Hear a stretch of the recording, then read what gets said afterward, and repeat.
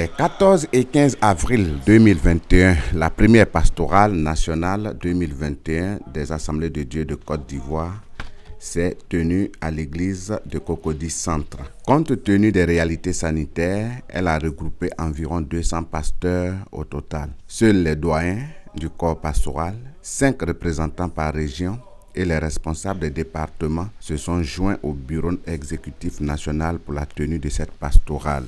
Le mercredi 14 avril, première journée de la pastorale a été marquée par un jeûne et prière au cours duquel les pasteurs ont recherché la face de Dieu pour l'Église.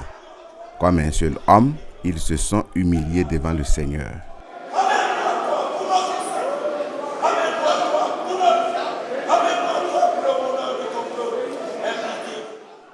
La deuxième journée a été marquée par 2 phases importantes, à savoir une phase cultuelle et une phase administrative.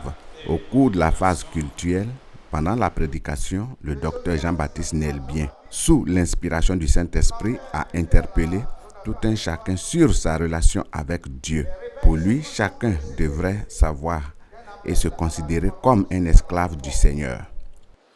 Peu importe où nous en sommes dans notre compréhension du ministère, nous avons parfois besoin d'être secoués. Notre génération a indubitablement besoin d'un retour à la parole de Dieu. Pendant la deuxième phase, après la lecture du compte-rendu de la précédente pastorale, l'Assemblée a examiné le contenu de l'exposé liminaire de chaque département et commission spécialisée. Ce sont le département mission, la commission de la 13e Convention nationale, Onésime et autres. Après avoir pris rendez-vous pour le mois d'août 2021 pour l'Assemblée générale annuelle, c'est sur cette note que la pastorale s'est achevée par une prière du doyen, Dr Nguessan Emmanuel. D'une église qui vive conformément aux Écritures. Nous nous sommes éloignés de la parole de Dieu. Nous nous sommes laissés influencer par le monde. Le monde est entré dans l'église et a même influencé les serviteurs de Dieu au point où, si nous ne faisons pas attention, d'ailleurs nous sommes en train de le faire, nous cherchons nos propres intérêts. Nous cherchons à bâtir notre propre royaume ici-bas, alors que nous sommes au service d'un maître qui doit être servi. Nous sommes ses esclaves.